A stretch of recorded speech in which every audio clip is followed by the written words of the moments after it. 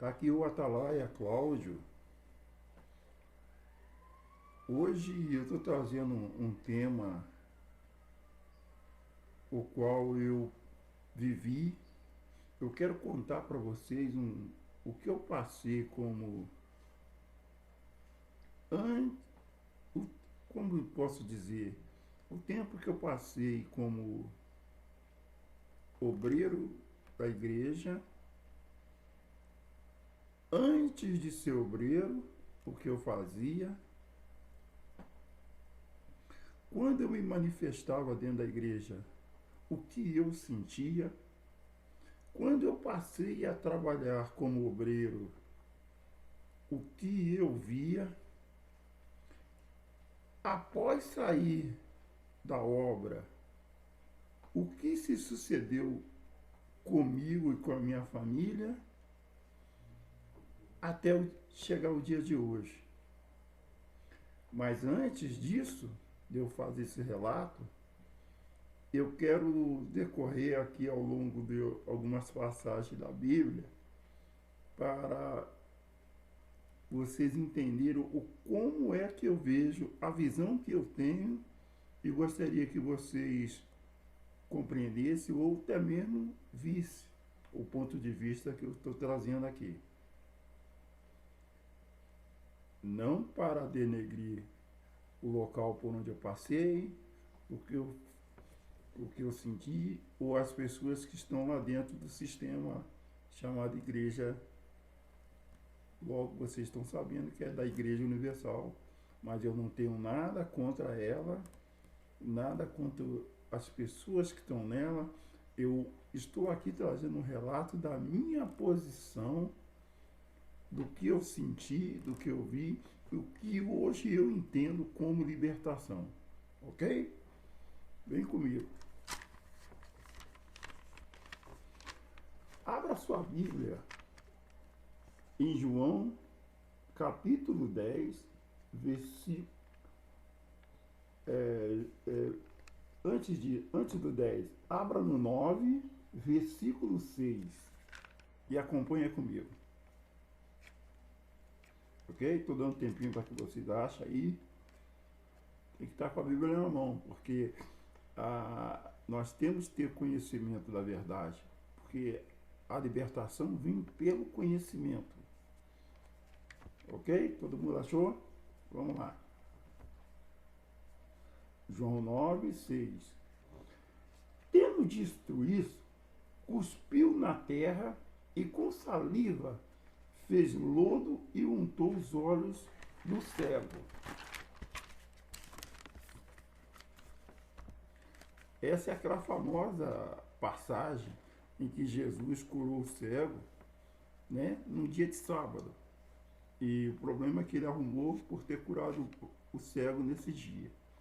Versículo 10. Dizia-lhe, pois, como te abrir os olhos? Versículo 13. Levaram, pois, aos fariseus dante o que era cego, e era sábado. Quando Jesus fez o lodo, ele abriu os olhos. Questionaram então os fariseus ao pai do cego. Capítulo 21. Mas como agora vê, não sabemos. Ou quem lhe tem aberto os olhos, não sabemos. Tem idade? Pergunte-lhe. E ele mesmo falará isso por si. 22. Seus pais disseram isso porque temiam os judeus. Porque quando os judeus tinham resolvido, se alguém confessasse,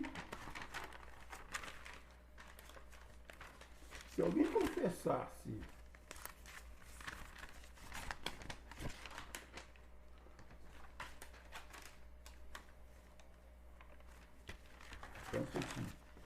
Se alguém confessasse, peraí que eu.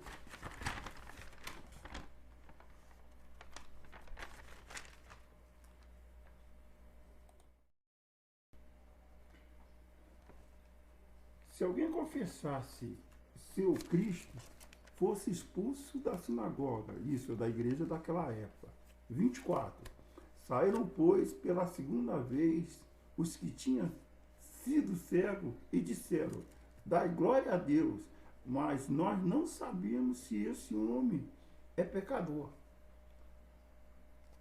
Respondeu-lhe, pois, 25: se é pecador, não sei. Uma coisa agora sei, é que, havendo eu sido cego, agora vejo. 28. Então o injuriaram e disseram os discípulos dele: seja tu, porém nós somos discípulos de Moisés.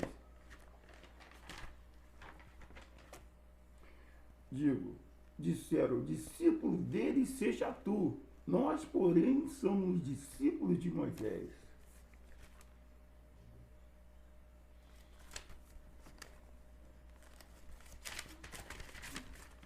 Então veja vocês que a pressão sobre o rapaz que tinha sido curado por Jesus naquele dia foi forte. O sistema da época, a igreja da época, os pastores, não, os judeus da época, eles tinham um propósito de dizer que Jesus era pecador. Eles não aceitavam aquilo dentro da sinagoga, ser Jesus o Filho de Deus. E tudo isso, por que Jesus disse aquela palavra? Essa palavra que eu vou te falar agora.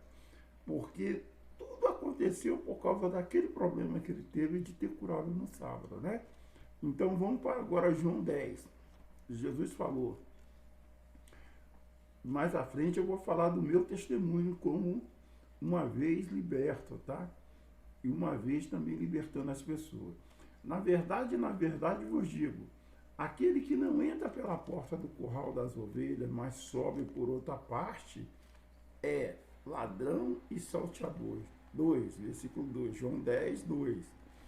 Aquele, porém, que entra pela porta é o pastor das ovelhas. 3.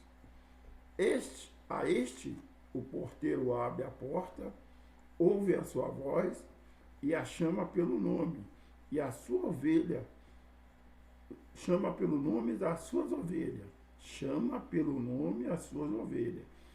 E as ovelhas as traz para fora. Ele entra no curral, chama as ovelhas e as traz para fora. E quando tira para fora, olha só, gente, ele vai adiante delas e as ovelhas o seguem porque conhecem a sua voz. 5. Mas de modo nenhum seguirá a estranho. Antes fugirá dele, porque não conhece a voz do estranho. Eu quero agora começar a falar um pouquinho do que eu vivi lá dentro. Eu e minha família, né, eu sou irmão nós somos em 7, né, 7 filhos. Meu pai e minha mãe tiveram 7 filhos e eu sou o 5º. E a nossa vida foi, a minha infância, né, vamos dizer assim, nós passamos a vida espiritual dentro da igreja católica e também dentro do centro de terreiro de Umbanda, né? Era essa a posição inicial que nós tínhamos de fé, de conhecer a Deus.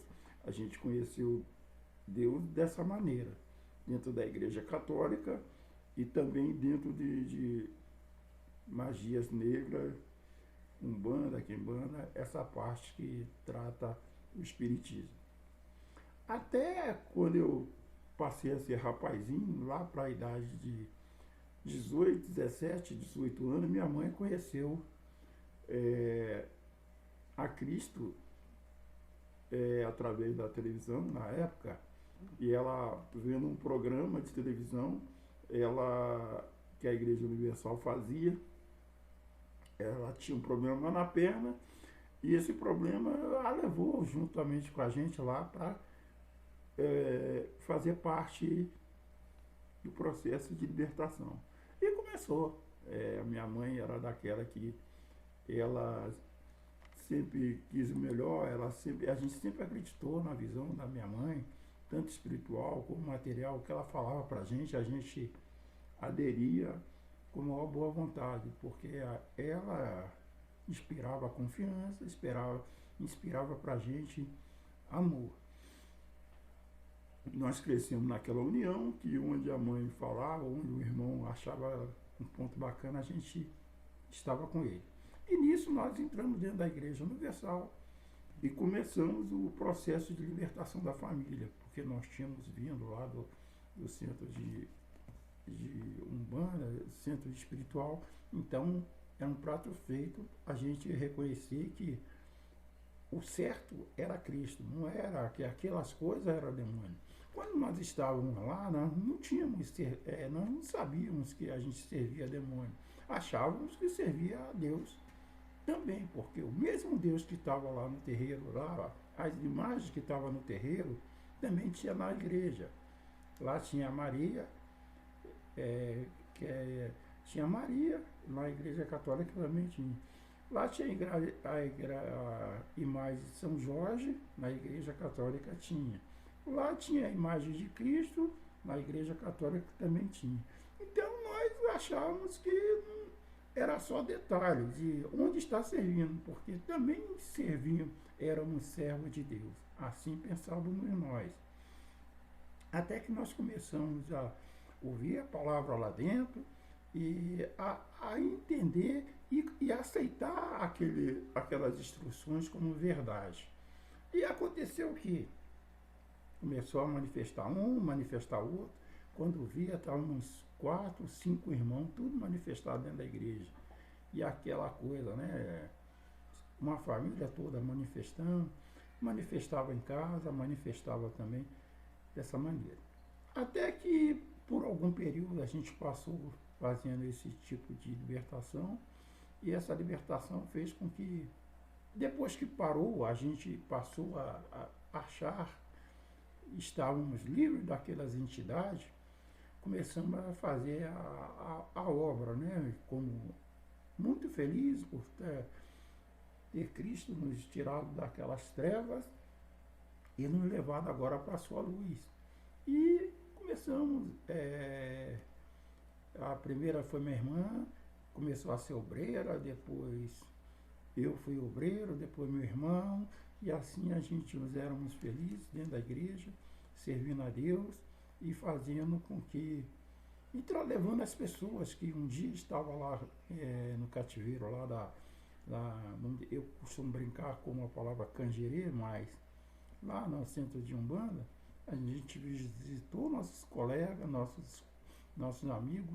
Minha irmã, ela conseguia tirar, ela tinha facilidade de convencimento, ela convencia as pessoas de lá de dentro, de sair de lá para vir para Cristo.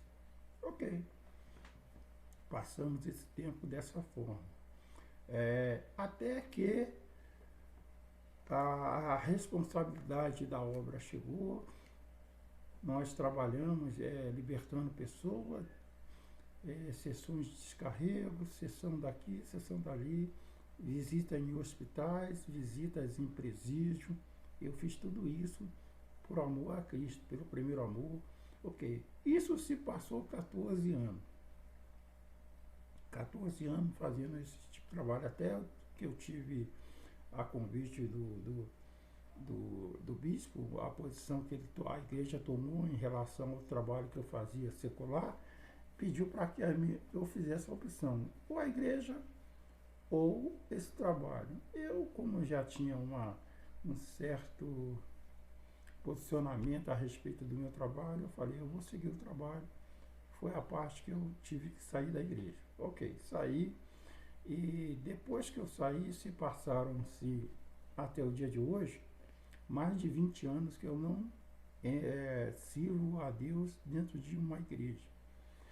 E tudo isso, e quando eu saí de lá, na época que eu estava saindo, me disseram que eu não sairia nem com Cristo, nem com o Espírito Santo, e de quebra, todos aqueles demônios que eu expulsei um dia, esses estariam agora me esperando aqui fora para se vingar, porque eu, como eu tirei ele de algumas pessoas, agora eu tinha que acertar as contas com eles. Ok, eu saí, logicamente, com um peso desse, devendo. O que eu vou fazer? Ok. Mas o que eu tive que fazer, o medo me fez me lançar mão do conhecimento, buscar a Deus sobre todas as coisas e me entregar para Ele e pedir que Ele me protegesse, porque eu não tinha mais a sessão de descarrego, eu não tinha mais a busca do Espírito Santo, eu não tinha mais o pastor para me orientar, era eu, minha família e só, e Cristo, e a Bíblia. Eu tenho ainda algumas Bíblias que, tanto de estudo que eu fazia, sozinho, né? Hoje, naquele tempo, não tinha internet, não tinha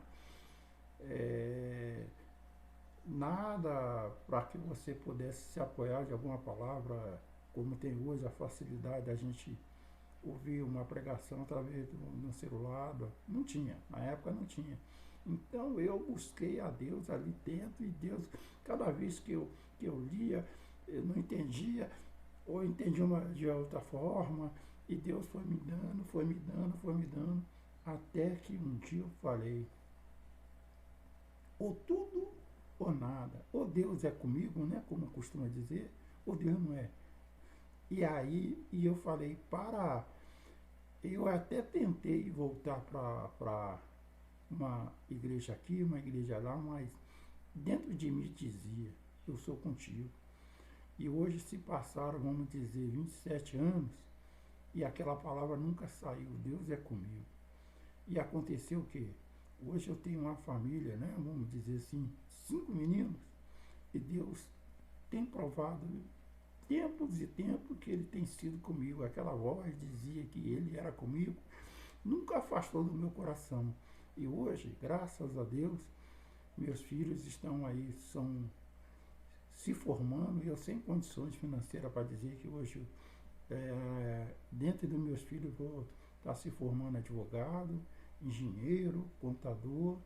Eu mesmo hoje faço faculdade e tenho a filha querendo ser médica, e tudo isso aí fora das 4 linhas da igreja. Sempre com aquela vozinha, eu sou contigo, eu sou contigo. Tá, foi parte. Então, como é que eu vejo hoje o que é a libertação? Quando eu leio essa palavra aqui, olha, por gentileza, coloca aí, Colossenses 1,13, para finalizar, para vocês entenderem o meu ponto de vista, o que foi que aconteceu comigo. Colossenses 1,13.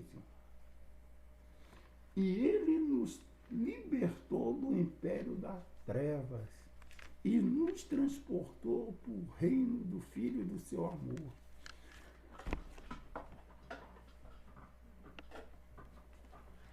Ele nos libertou do império das trevas. O que a gente vai... O que se entende como império da treva? O que eu entendo hoje? Do que ele não libertou, e eu não posso me colocar de novo no império das trevas. Quando ele entrou naquele madeiro e falou, está consumado, aquele ato me liberou da escravidão, da lei de Moisés, dos escribas, dos fariseus, tá? Ele me libertou daquele fardo. Então, quando eu saí daquele fardo, que meus domingos, meu domingo à tarde, eu não tinha domingo à tarde. Eu não tinha, muitas das vezes eu almoçava na correria para correr para servir. Evangelização, aquelas coisas todinhas que a gente sabe.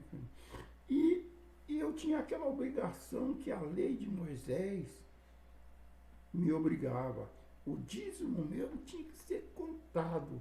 Eu não deixava uma moeda, eu dava mais, mas a menos eu não dava quando eu me sentia dizimista fiel. Aí essa libertação que hoje eu tenho, quando ele fala, hoje eu tenho esse entendimento que ele me libertou do império das trevas. O império das trevas não é nada mais, nada menos o que a lei de Moisés faz com a gente. Então, se quando a gente tem essa posição, essa mentalidade que nós estamos livres para viver o reino do Filho do seu amor, muda tudo. Eu já vivia esse reino do Filho do seu amor e não sabia. Eu não sabia, porque quando eu deixei de servir Deus dentro das igrejas, e aquela vozinha dizia, eu sou contigo. Era aquela vozinha do Cristo dizendo que não se coloque debaixo de jugo nenhum. Então, hoje, meus filhos, eu só apresentei e batizei na igreja, nas águas, o mais velho. Os demais não. Os demais não passaram nem pelas águas e nem pelo batismo de apresentação. Porque eu comecei a entender que era Cristo. Eu não tinha mais ninguém. Era eu e Cristo e nada mais. Eu não temia mais o mal, eu não temia demônios, eu não temia nada. Porque eu via em mim o Espírito dele dentro de mim que dizia, eu sou contigo. E era mesmo. Quantas e quantos leões, quantos e quantos ursos de lá para cá foram mortos, tá? Tudo com aquela vozinha me dizendo, eu sou contigo.